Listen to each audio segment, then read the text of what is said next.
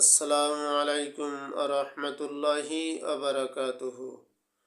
সম্মানিত দিনী ভাই ও বোনেরা, আপনারা কেমন আছেন?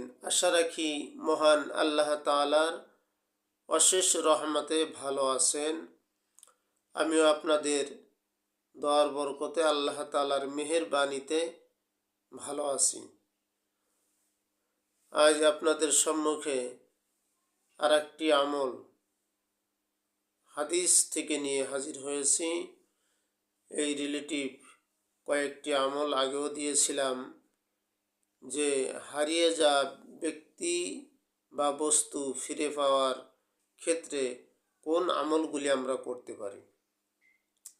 হাদিসে পাক থেকে মানুষ হারিয়ে যাওয়া, ব্যক্তি হারিয়ে যাওয়া, বিশেষ করে ছেলে হারিয়ে যাওয়ার ব্যাপারে অত্যন্ত কার্যকরী একটি আমল নিয়ে উপস্থিত হয়েছি। আমরা মনোযোগ সহকারে শুনব এবং আমল করব ইনশাআল্লাহ যদি প্রয়োজন পড়ে।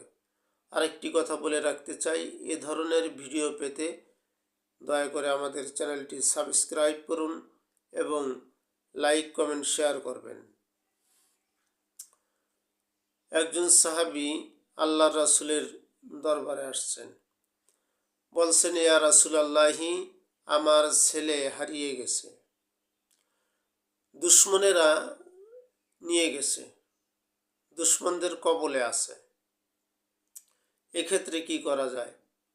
তো যেহেতু রাসূলের কাছে একজন সাহাবী এই ব্যাপারটি তুলে ধরলেন, অবশ্যই আল্লাহ রাসূল সাল্লাল্লাহু আলাইহি ওয়াসাল্লাম কোনো একটা সমাধান দিবেন। নবীজি আমার বললেন, তোমার ছেলে হারিয়ে গেছে, ইত্তাকিল্লাহ, আল্লাহ তাআলাকে ভয় করো। মানে আল্লাহর ভয় তো অবশ্যই সাহাবীদের মধ্যে 100 ভাগ আছেই, তারপরেও আল্লাহ তাআলাকে ভয় করতে বললেন। তো আমাদের অবশ্যই আল্লাহকে ভয় করতে হবে যদি কেউ হারিয়ে যায়, 1 নাম্বার।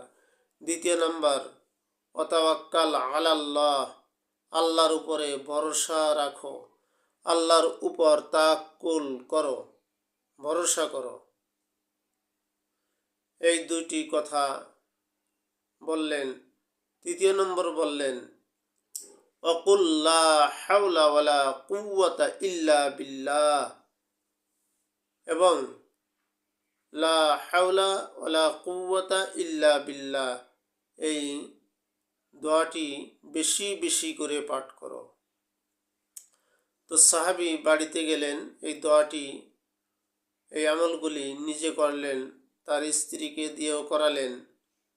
গভীর রাত্রে ওই সাহাবীর সন্তান অনেকগুলি উট এবং ভেড়া বকরি নিয়ে গভীর রাত্রে বাড়িতে ফিরে আসছে মহান আল্লাহ তাআলার অশেষ রহমতে। তো অতএব আমরা যদি এ ধরনের কোনো প্রকার বিপদের সম্মুখীন হই, তখন এই 3টি কাজ আমরা করব ইনশাআল্লাহ। আল্লাহ তাআলা আমাদেরকে আমল করার তৌফিক দান করেন। এ ধরনের সহি আমল ও তদবির পেতে আমাদের চ্যানেলটি সাবস্ক্রাইব করুন। ভালো থাকবেন, সুস্থ থাকবেন। আসসালামু আলাইকুম ওয়া রাহমাতুল্লাহি ওয়া বারাকাতুহু।